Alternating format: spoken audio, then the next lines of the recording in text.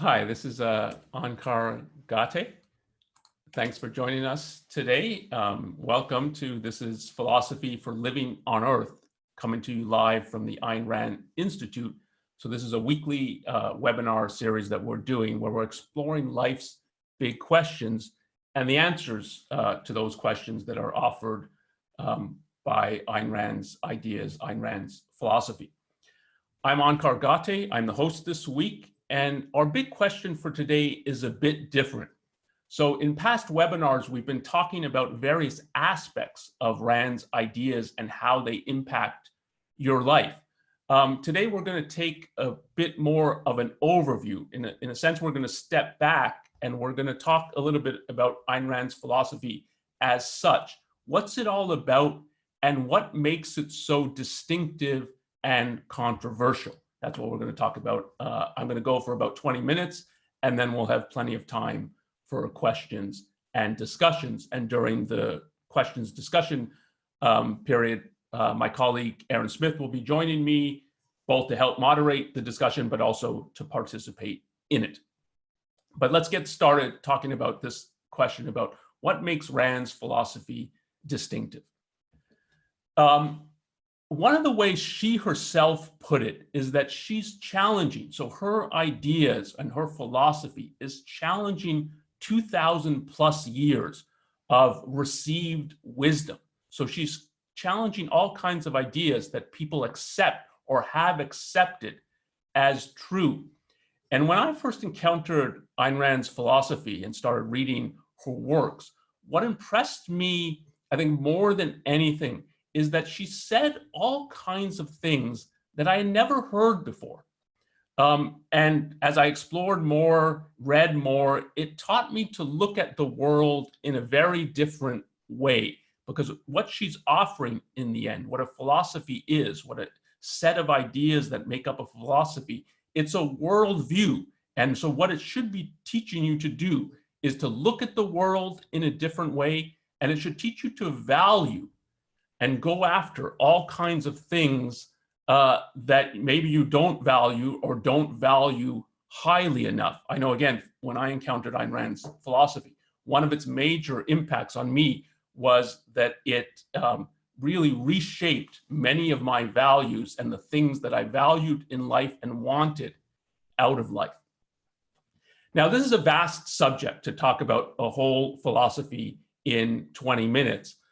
So I'm going to take a certain angle on it. And I think from this perspective that she says all kinds of things that have never been said before. One of the ways you can look at Ayn Rand, her ideas, her philosophy, is that to say it's challenging existing ideas. In particular, it's challenging what you can call false alternatives or false dichotomies, that we're told that you either have to choose A or B, and those are your two options. Those are your two alternatives. What objectivism is about, what Ayn Rand's ideas are about, is often pointing you, there's another and better option.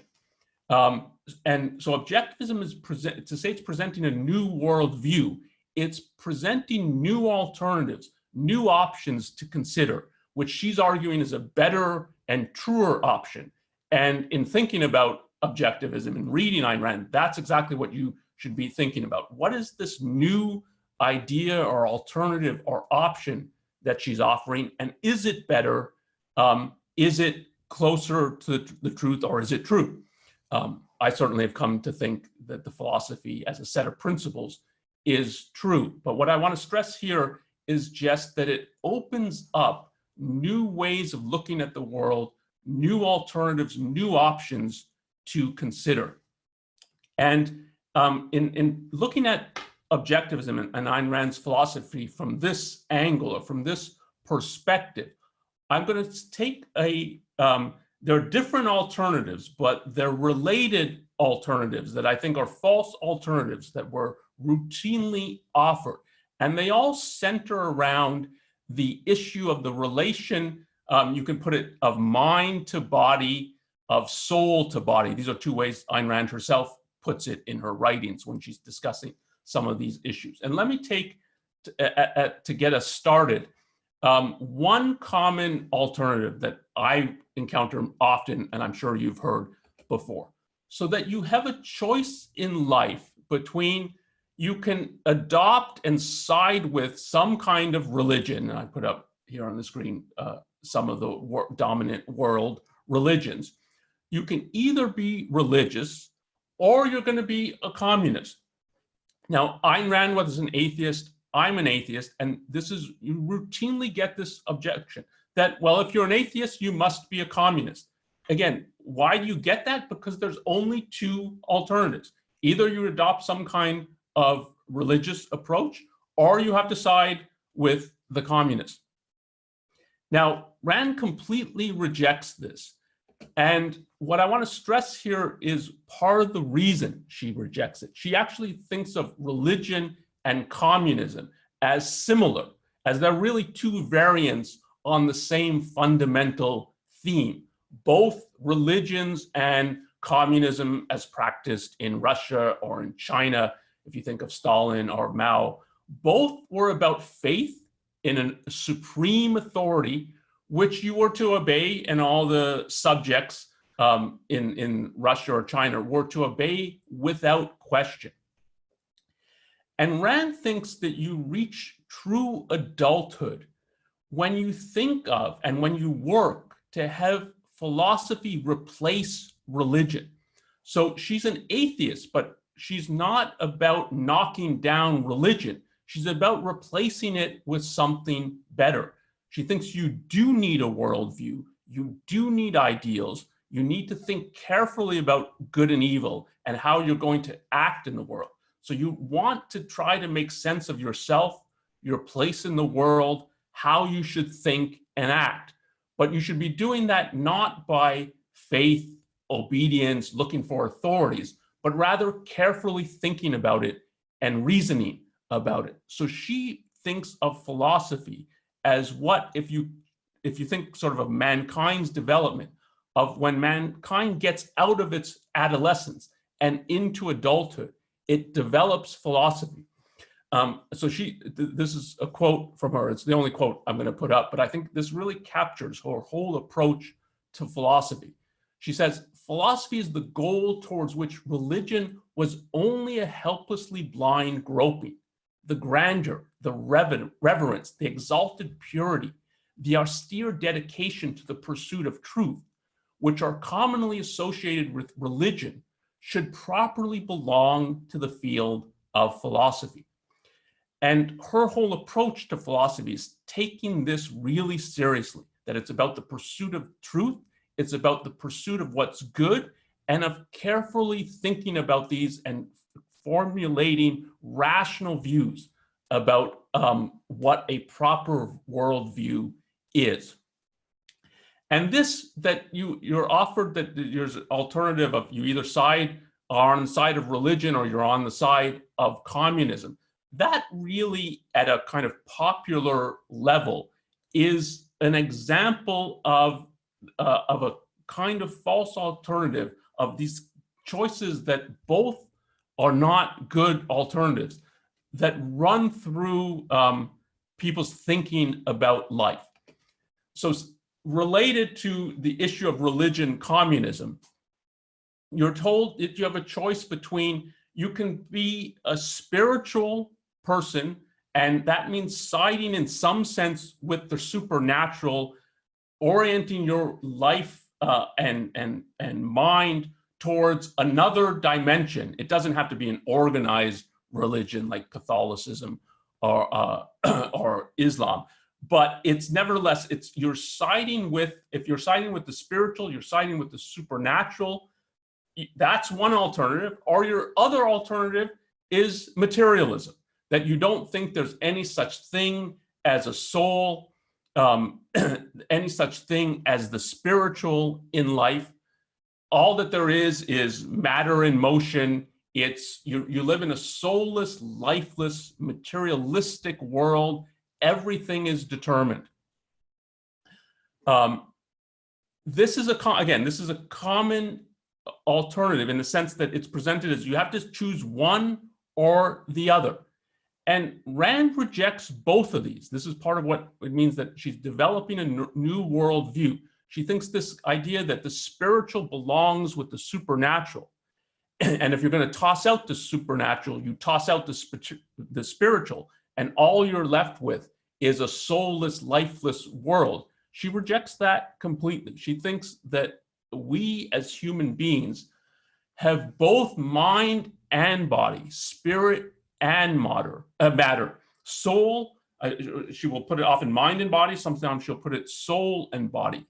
These are real. They're natural. They're part of the natural world. So the whole idea of thinking of mind or soul, your principles, convictions, values, what will lie on the so-called spiritual side of life, of putting those as belonging in another dimension, she rejects that. She thinks that properly understood, you have a mind, you have a soul, which she thinks of as they're the basic ideas and values that you acquire, that you form.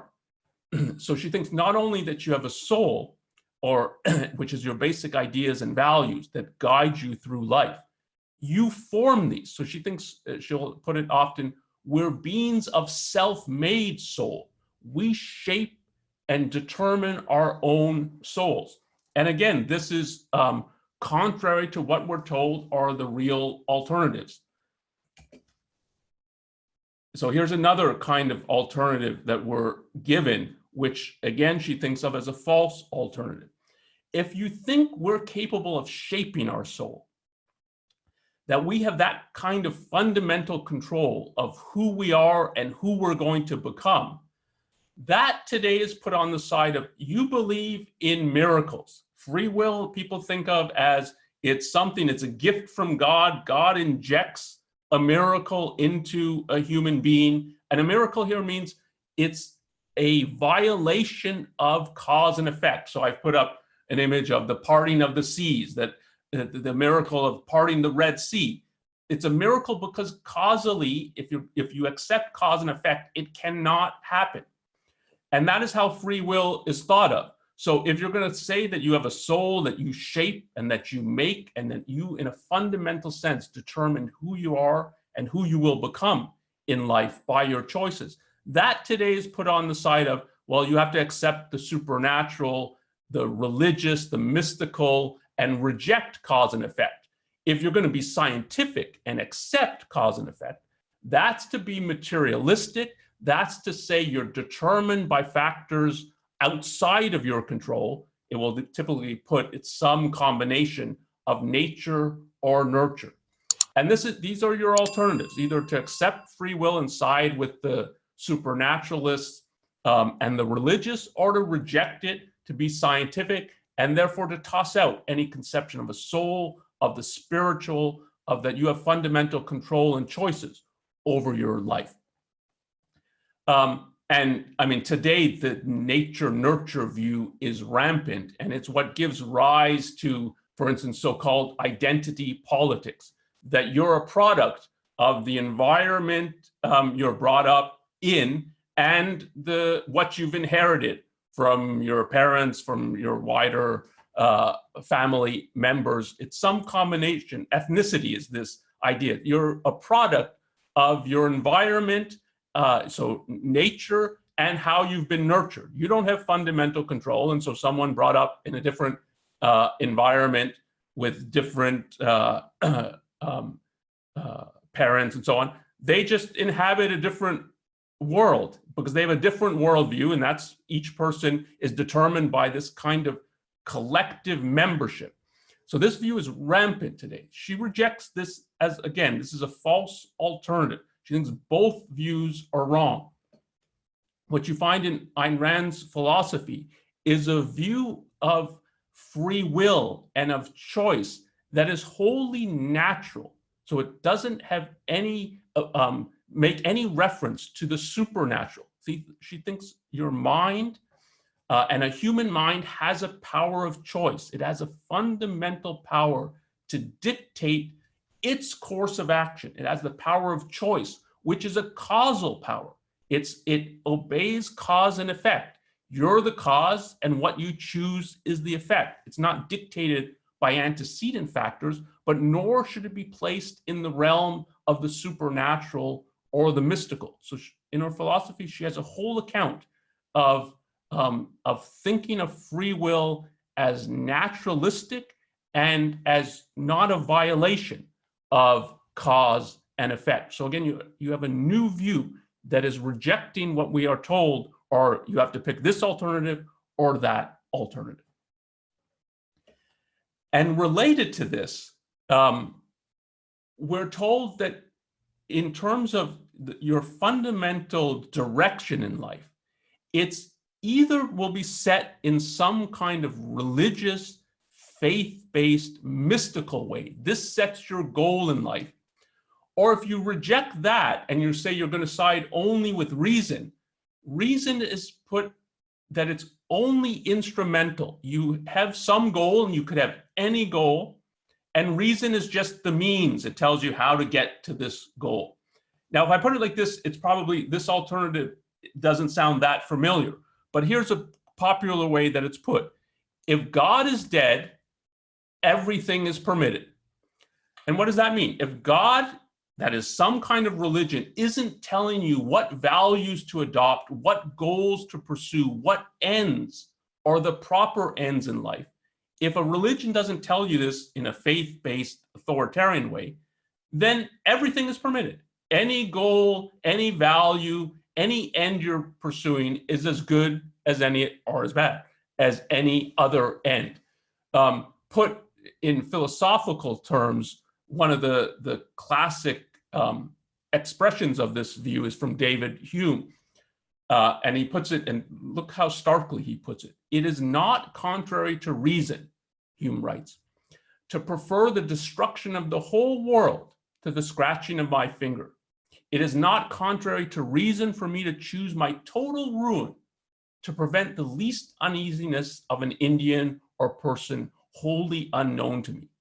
It is as little contrary to reason to prefer even my own acknowledged lesser good to my greater. And I have a more ardent affection for the former. That's what than for the latter. Close quote. So this view, and as I say, the popular expression of this is, if God is dead, therefore everything is permitted. This is the view of, if you're choosing between faith and reason. If you choose reason, you're abandoning all goal setting, all values, all ends. And again, Ayn Rand has a very different view of this. She thinks that reason, and her whole account of reason across her writings and her works, is reason determines the proper ends and means, the proper goals and how to reach them. It determines both values and virtues. So you have a very different view of reason that emerges in Ayn Rand's philosophy than the standard view, that all it can do is someone gives you some goals or ends, which are as good as any other goals or ends, and reason can navigate how to reach that.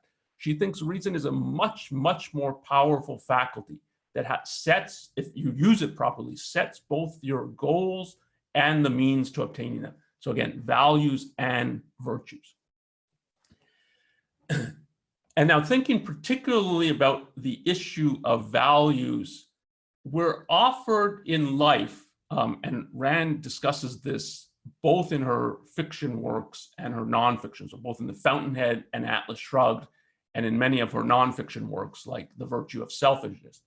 We're offered two alternatives as the kind of how you can orient your life. It can be altruistic self-sacrifice, and I put up here someone nailing themselves to the cross, so to bear a cross for the sake of others. Or if you don't do that, if you don't engage in self-sacrifice of giving up things for the sake of other people, then the only alternative is to trample over other people, to exploit them, to walk all over them. And I have an image here of someone walking over someone else.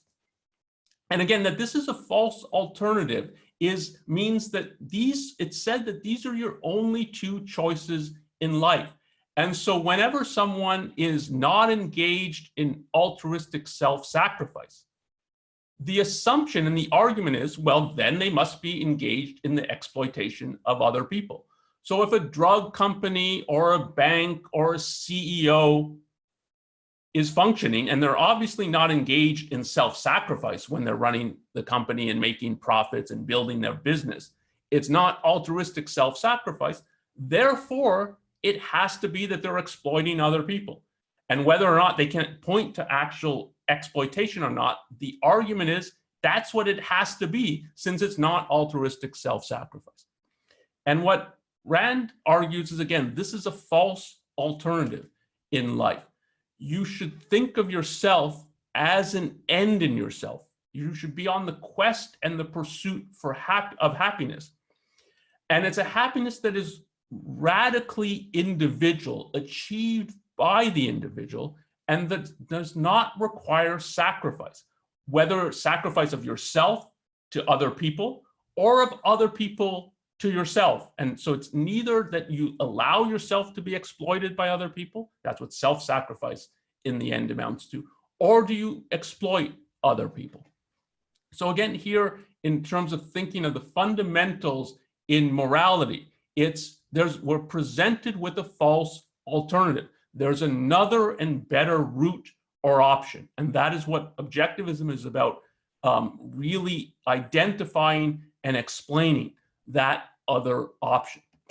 And you could boil it down then to these, I said, these alternatives, these false alternatives that I've been putting up, they're different, but they're related, and they kind of coalesce and come together in a view of what is possible in life. And we're often told that you can be an impractical idealist or a hard-headed realist. So you can have values, ideals, you can care and really care about what is good and what is evil. But it's hopeless, at least it's hopeless in this world. Maybe in the next world or in another dimension, you can reach and realize and achieve the good, but not in this world. So maybe it's in the side of the supernatural, maybe it's that God will reward you in the next life, but it's on that axis. It's the spiritual, the idealistic, and therefore you cannot function or reach goals in the material world. And if that's what you want to do, you need to be a hard-headed realist.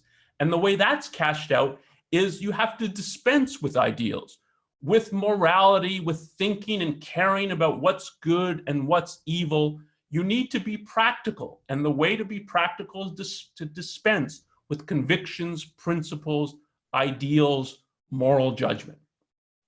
And what you get with Ayn Rand, and this is the last point I'll make, what you get with Ayn Rand is a conception and a new conception of morality and of moral heroes in life. What she offers, and she offers it in the Fountainhead, but it's especially apparent in Atlas Shrugged and dramatized in a variety of ways. She offers the perspective and the portrayal of a practical idealist, of someone who has principles, convictions, values, ideals, but they're principles, convictions, values, ideals that can and should be achieved and realized in this world. So they don't pull you to some separate and supposed supernatural dimension. They're ideals that are to be practiced in this world. And you get a conception then of moral heroes. In Atlas Shrugged, you get them obviously in fictional form. It's a novel. But you get a new conception of moral heroes that if you translated them into the people across history, what you get as who you should think of as heroes, but I want to stress as moral heroes. These, if you're concerned with good and evil and with ideals, these are the people, when they're at their best, you should be trying to emulate.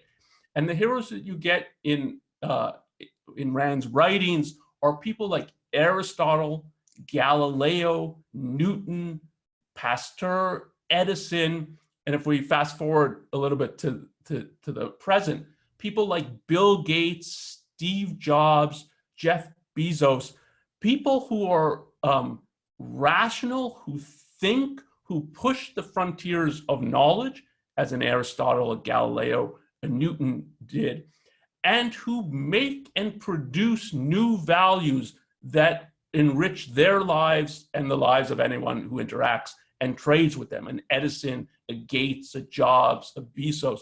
That is what they do. And never before, I think, have these kind of people been thought of as moral heroes. And this is what is objectivism is really arguing, that this is, you should remake and refashion your whole conception of a moral hero. And in order to do that, you have to think about and confront all kinds of false alternatives that you're offered in the culture. And Ayn Rand's ideas, her philosophy, is about doing that rethinking and coming up with new and better alternatives. So just to take three takeaways here in thinking about objectivism, Ayn Rand's philosophy, how to approach it. It's an atheistic philosophy, but you should think of it as it's replacing religion with something better. It's offering a rational worldview, a rational philosophy. So she has sympathy with the goals of religion in trying to offer a worldview. She rejects completely the way in which it formulates a worldview, which is faith-based, authoritarian, irrational rather than rational. And what objectivism in developing a rational philosophy and something better than religion, it really pushes you to question alternatives. And many of the false alternatives that were offered have their roots in religion. And if we're to replace religion with something better, you have to really think about and question those false alternatives. I put up some that Rand challenges and offers a very different option than what are considered the only alternatives that you have to choose amongst. And objectivism is a new worldview. And I want to stress it's new. You need to read Ayn Rand. You need to think about what she's saying and what she's arguing. And don't try to pigeonhole her views too quickly, because she's developing new ideas, new views. And this happens all the time, that people, because it's a false alternative, so that you think if one is out, the other must be what is going on. So Rand rejects socialism, therefore she must be a fascist. I get that kind of argument all the time. It's false. She rejects both socialism and fascism. Indeed, she thinks of them as they're very similar. She's for laissez-faire capitalism, for individual rights, which she thinks of as a radically new system of government that the founding fathers created. Or Ayn Rand rejects altruist self-sacrifice, as I talked about. Therefore, she must advocate exploiting others. Again, that relies on a false alternative. She rejects the supernatural. Therefore, she must be a materialist. That, again, is a false alternative. She's rejecting both. Or take it from the other direction. She champions free will. Therefore, she must reject cause and effect and science. Again, she thinks of that as a false alternative. She champions free will and she champions cause and effect and science. So to pigeonhole is to use your existing categories to try to say, okay, this is what she must be saying. But she's challenging all those categories. So you have to be on the premise of, okay, she's developing a new perspective and a new alternative. Let me not try to pigeonhole it so quickly, but let me try to understand what is this new idea alternative and why does she think it's new? Why is she rejecting the ideas that everybody else seems to hold and say you have to choose amongst? So if you want to really delve into objectivism, I think that's the mindset that you should have in exploring Ayn Rand's philosophy. Okay, let me stop there. Thanks for listening and thanks for joining us today. So we'll go to the Q&A and discussion in a moment. As I said, Aaron Smith, my colleague at the Ayn Rand Institute, is going to join me for that. But there's a couple of things, kind of housekeeping things to do before that. So one, let me remind you that you can post questions in the Q&A module in Zoom. I think Aaron's also monitoring Facebook for those who are joining us there. Next week, there'll be, again, a webinar. It will be Dr. Harry Binswanger and it will be about independence. What does it mean to be truly independent? You can sign up for our webinars if you go to the webinar page on our website, or here's a URL that will take you directly there. Okay, so that's what's coming up next week. And a reminder, as always, that if you have a big question, a topic that you think you'd like to see addressed in a future webinar, you can let us know at webinars@aynrand.org. And we definitely read everything that comes in there, and we're seriously interested in what people are hoping we'll address. So please, if you have some ideas, submit them there. And then there's one last thing, which is we do polling at the end of these. We're trying to reach new audiences, people relatively unfamiliar with Ayn Rand. So we have a poll at the end, which I can make, which I can launch now, just asking you, tell us what your basic familiarity is with Ayn Rand, her ideas, her writings. So let me launch that. And with that, I think all the housekeeping is done. So let me turn off my screen share. And I think Aaron is ready to join. Hi, Onkar. Hi, Aaron. Hi, everyone. Okay, let's start this out. It's a question from Emily. What advice would you give someone who sees the value in Ayn Rand's ideas, but has difficulty applying it to their lives? And she also asks, and why do you think it's hard to apply these ideas to your life? Let's take the second part. Why is it hard to apply them? I think it's hard to understand them first, so to really understand them. And if you don't really understand them, you can't apply them. And it relates really to the whole theme of what I was stressing in this little presentation, which is that she's developing new fundamental alternatives in life.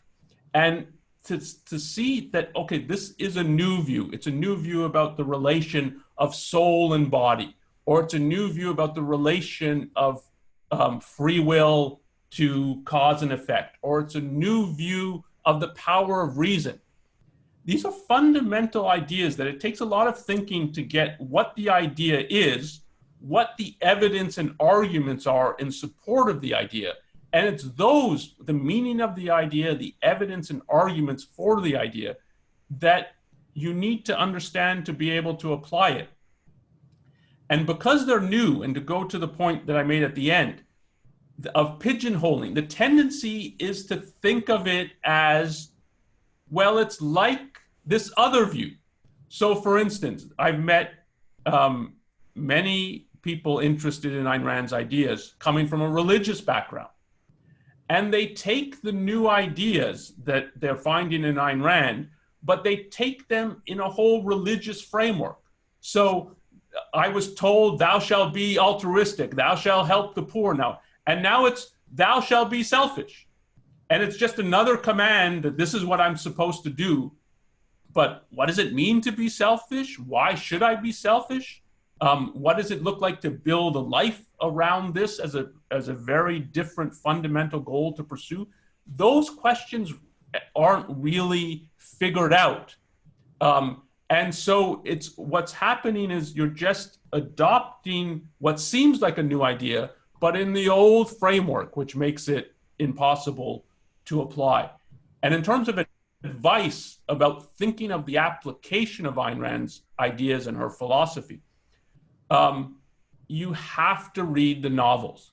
So I think, Aaron, this is your experience too. You meet a lot of young people now who've watched some webinars like this, some other stuff on YouTube, listened to some lectures, maybe even read a few nonfiction essays, but have not read the Fountainhead or Atlas Shrugged or Anthem or We the Living. And I don't think you can understand Ayn Rand's philosophy, and particularly her moral philosophy, unless you really think about you have to read them. Read the novels and really think about the characters and their whole attitude and approach towards life. And even there, it requires real thinking and separating out what are the concretes? So if you read The Fountainhead, you'll meet the hero Howard Rourke. If you read Atlas Shrugged, you'll meet people like Dagny Taggart, Hank Rearden. They're very different as characters, as individuals, yet they have very similarities in their approach to life. And to figure out, so what are the principles that are guiding them and that I can adopt in my own life? And what are the concretes of their life that don't directly transpose to my life? So Howard Rourke, for instance, loves architecture, but there's no kind of perspective in objectivism that everybody has to love architecture. But he's also independent. And there is a perspective in objectivism, and this will be the webinar next week, that you should be independent. But that's a principle that you have to learn to apply to your concrete life. And I think the novels, forgetting Ayn Rand's new worldview and new perspective, the novels are indispensable for that. Okay, so let's ask another one. Another one from, well, actually, let's go to the question from William, switching gears to God and religion. He asks, what about natural theology, which purports to prove the existence of an unmoved mover or God or something like that? You talked about this a little, I think, in your last webinar. Yeah. Do you want to say something? Sure. I mean, so you had made the point that, in effect, moving from religion to philosophy is an upgrade. It's you kind of graduate, in effect, to a philosophy, to a rational worldview. And that involves rejecting, the supernatural. And the note about natural theology is the idea that it's the idea that you can, at the attempt to prove fundamental tenets of religion, such as the existence of God, by the use of reason alone, without appeal to scripture or revelation or anything. And so that was, think Thomas Aquinas. And so what they tried to do, in effect, was to present logical arguments to arrive at the notion, in many cases, of a cause of the universe, in many cases. But for Rand's view, two things. One, she doesn't think that the arguments work. So that's a problem. So if the idea is you can't appeal to faith or scripture, and you're going by reason alone, the arguments actually don't work. But the other thing is that many of the arguments presuppose that the universe requires an explanation, right? That you can't explain the things in nature on its own terms, that you have to reach out outside nature, in other words, outside the world of identity and cause and effect, to a realm or a being that doesn't need to adhere to any of those. And at best, what they could do is there was some cause, but they don't really get you to religion. So. And there I would differentiate Aquinas and Aristotle in that regard. So Aquinas is clearly trying to find some kind of way to make a more natural, reason-based approach compatible with Christianity and its worship and embrace of faith and the supernatural. So that you don't need evidence, and there's things beyond identity, beyond causality, there's things beyond existence, whatever that means. And I think all these are empty notions: beyond existence, beyond identity, beyond causality. They don't mean anything. And if you really take natural theology seriously, in the natural part, what you're just doing is finding a natural cause in the natural world. It's not an object of worship, of that you owe it obedience. And so it would, if Aristotle's looking for the cause of motion, now I don't think he needs a cause, so I think it's wrong to think. But if that's what he's doing, okay, he's found a cause of motion. It's part of the natural world. It's like he's found a black hole, and it's like we don't have a whole religion built around worshiping black holes and so on. That, if you really take the natural part seriously, it does away with what the traditional notion of religion. Yeah, and I think the religion lives on and requires faith, and it requires the supernatural, and those go together. If you gut religions, if you had 100 religions, world religions, that said faith is improper, reason is your means of knowledge, there's nothing outside the natural world, well, you'd just have science, or you'd have different kind of worldviews or ethical perspectives and stuff, but you'd have just nature. So, yeah. And that's what you see in the Enlightenment period. To say that religion is on the retreat is not to say every Enlightenment figure was an atheist or so. It's to say, qua Enlightenment figure, they're embracing reason and discarding faith, and they're embracing nature and discarding the supernatural. And if you do that, the logical endpoint is religion is finished. Yeah. Okay, so let's ask another question here. This is about reason. So as Emily says, you said during your talk with regard to reason, if you use it properly, is there a wrong way to use reason? How do we learn to think and reason properly? This, I think, is a major element of what philosophy teaches. Exactly this issue of what is reason, and here it's using reason as a faculty.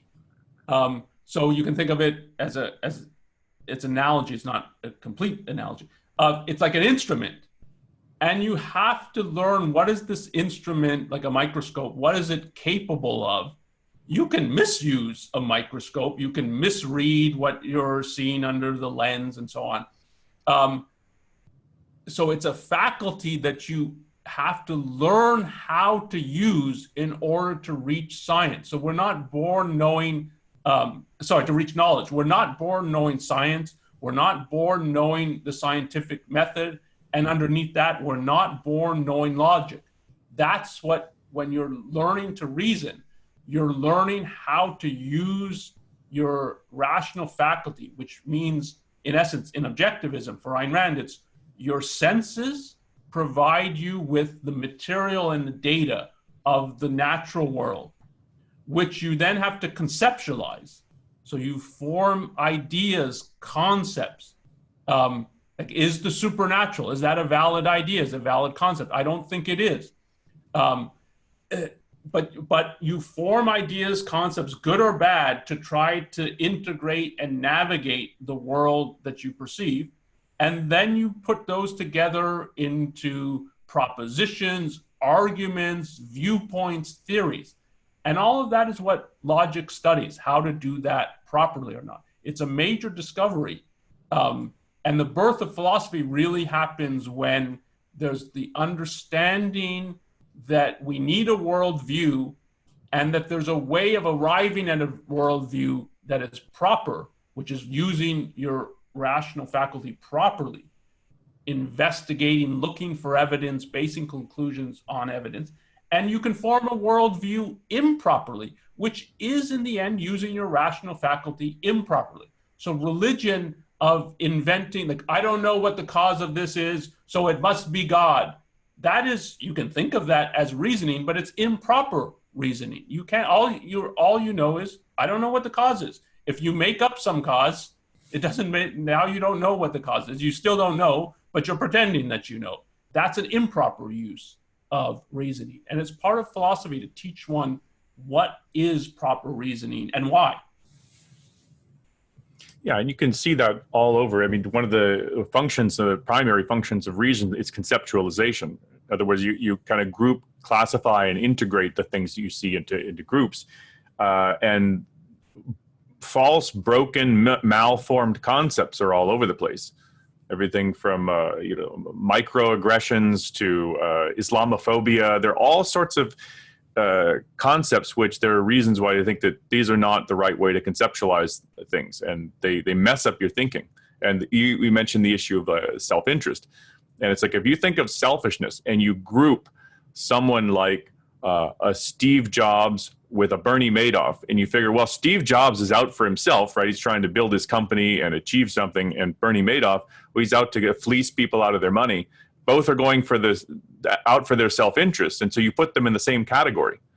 That doesn't help you think about what a selfish person is like. Like, if you had an HR file in human resources and you put both of those characters in there, that's not a helpful file. It actually messes up the way you think about people. Because what do you think about people in that file?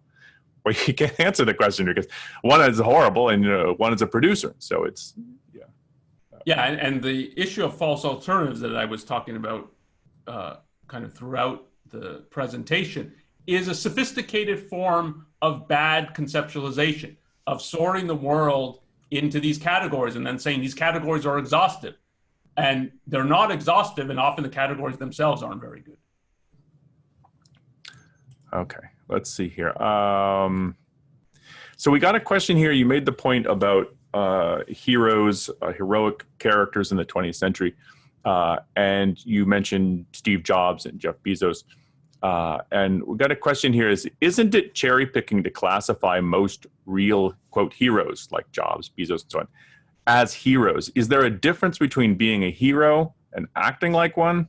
Could we say that Gates did some heroic deeds, but he's not a hero? So how do you sort out when you classify somebody as heroic? Yeah, I think there's a few issues there. So one, in presenting them as heroes, I don't want to suggest that they're objectivist and don't know it or something like that. It's rather the element for which they're known. So Bill Gates is known primarily as the creator of Microsoft, and then he becomes a philanthropist and so on, and is now known that. But his claim to fame, so to speak, is the creator of Microsoft. Steve Jobs' claim to fame is taking Apple from near bankruptcy to the largest company in the world at the time of his death. Bezos is creating Amazon from scratch. And it's in that capacity that you're viewing them. This is a heroic accomplishment. And since it's not just one action or one event. This is over years and decades that they're doing this. And I think it's at the time that they're doing it, it's the essence of who they are. That's what you're regarding as heroic. You might find, as you will for many of the industrialists, there's things that you don't like about them, and you think things that they do that are wrong and that are not even moral. I think of that in some of when I read about these kinds of figures. That's true. I mean, it's not just true of industrialists; it's true of scientists. So when you're thinking of actual people as against fictional portrayals, you have to be able to focus in on certain characteristics and know that there's others that might be, from a moral perspective, bad or problematic. But that doesn't change, I think, that in terms of when you're thinking of accomplishment on this grand a scale, that you think of the person as heroic, not just the deed or action that he performed, because it's not a single deed or action. But part of the reason that you need to read Ayn Rand's fiction is precisely in fiction, you can and she does make this kind of distinction. So her heroes, like a Howard Rourke in The Fountainhead, are heroic through and through.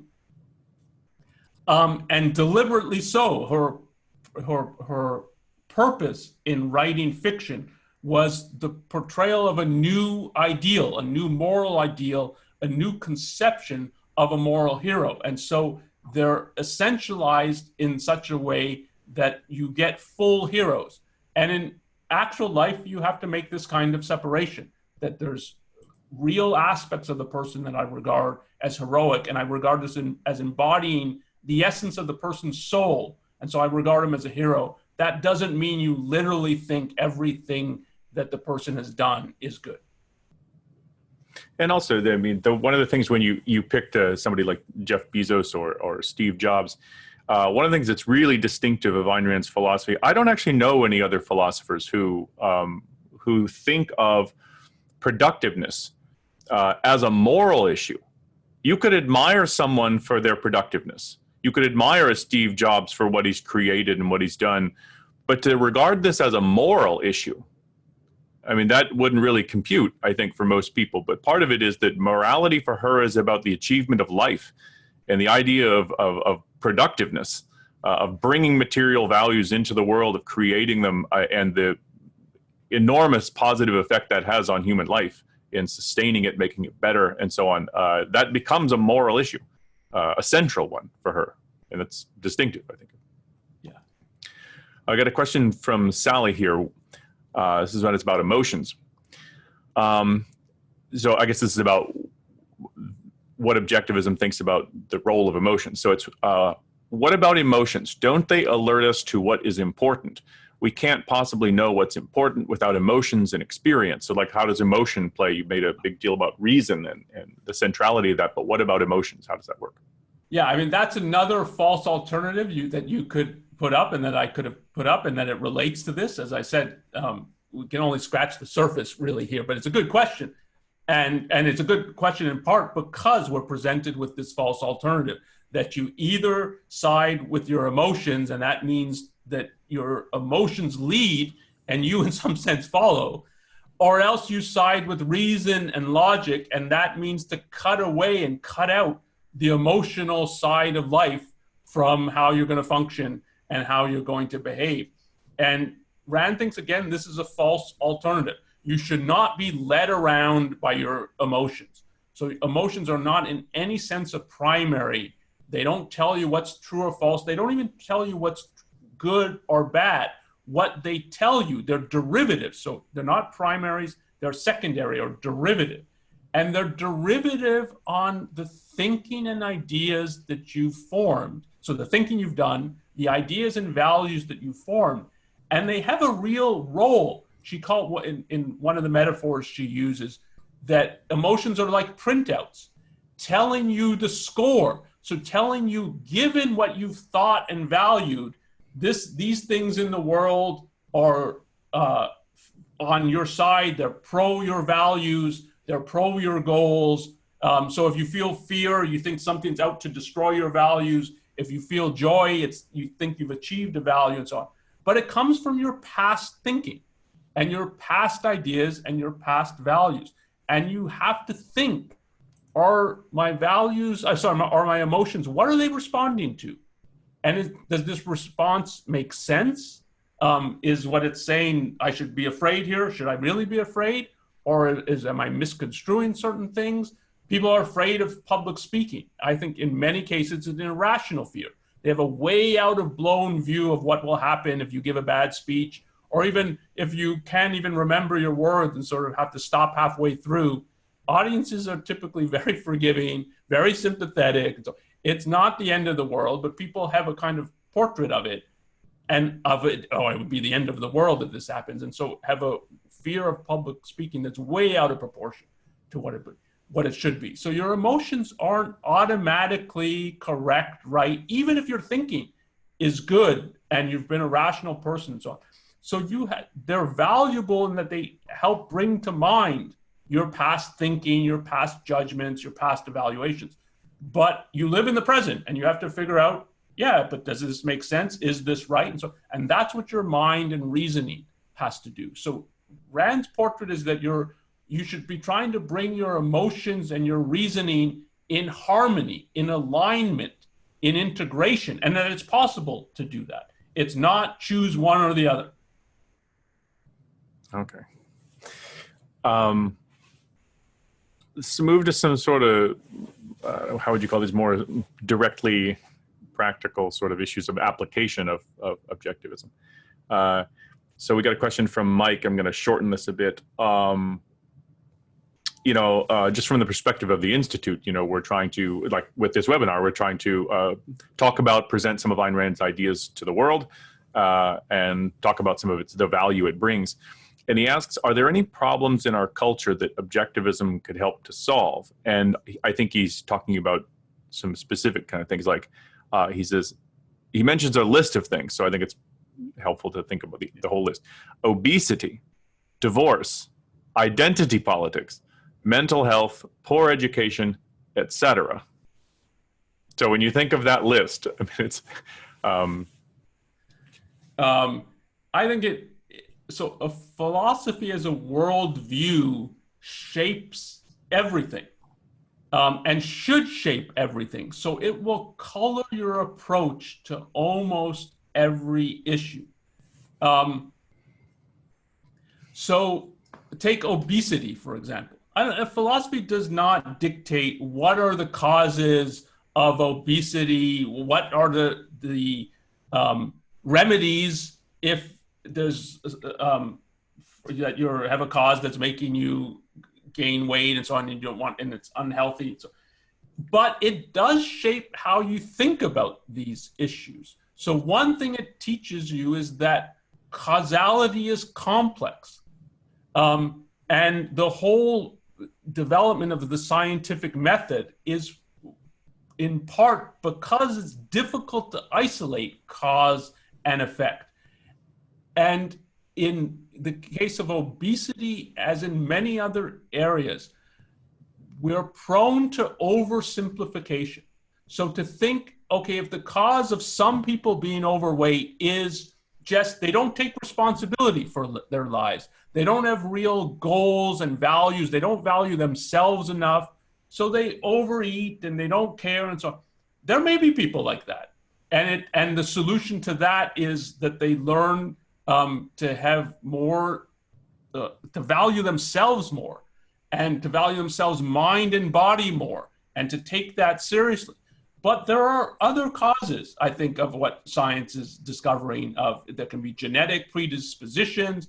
I know people on drugs can lose a lot of weight or gain a lot of weight as a result of the drug and so on. So to think there's just one cause of obesity, and it's all people who are kind of couch potatoes and couldn't bother to do anything, so is, I think, almost for sure an oversimplification. And part of what a philosophy teaches you it's to really respect cause and effect, to think about it, to understand why it's complicated, and not to just reach for easy solutions that you don't really have evidence for, that this is the cause of every case of obesity and so on. That's one that's sort of way more at the periphery.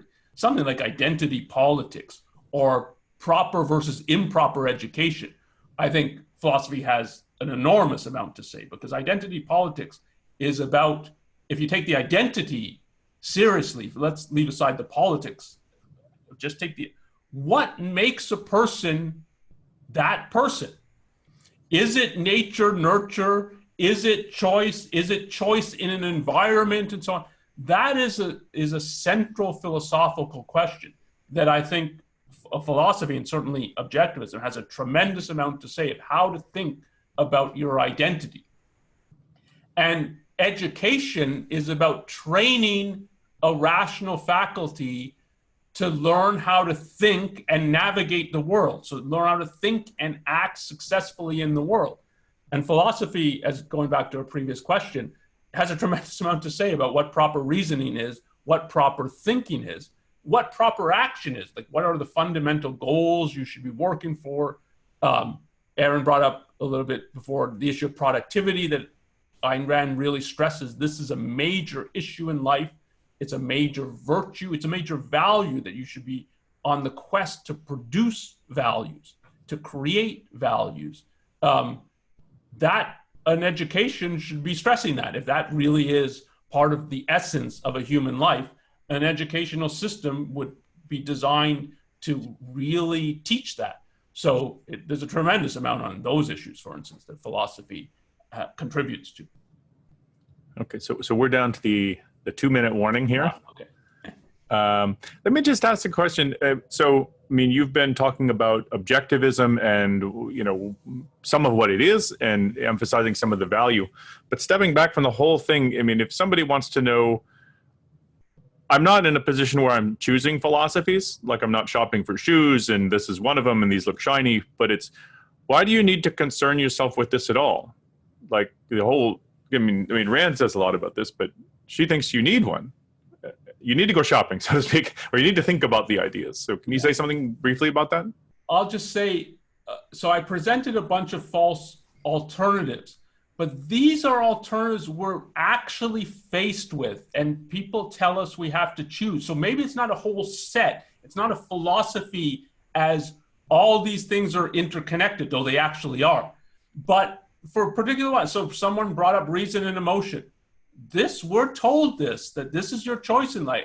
And if you get to the stage where it's, yeah, but both of these seem problematic. I don't want to go be led by my emotions, but I also don't want to cut them off. And how should I function? That's a philosophical question, and it makes real difference in a person's life.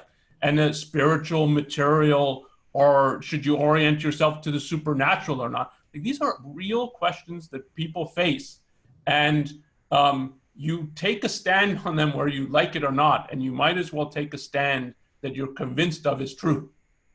Yeah. So do you have any recommendations or the next webinar?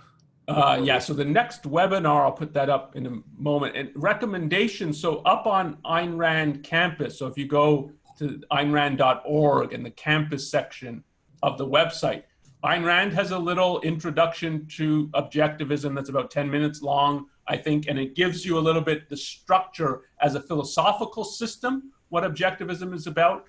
There's also an hour-long lecture by Dr. Peikoff on objectivism that fleshes out a little more of what Ayn Rand sketches in 10 minutes. And if you want to read something and getting at her worldview, I mean, the best things are the Fountainhead and Atlas Shrugged. They're long. If you want just an essay, there's an essay, Faith and Force, the Destroyers of the Modern World, that gives in terms of a worldview, what she thinks is wrong with existing worldviews and what a better alternative is. So those are three things that people could check out. And then, yeah, let me just put up the webinar again. So next week,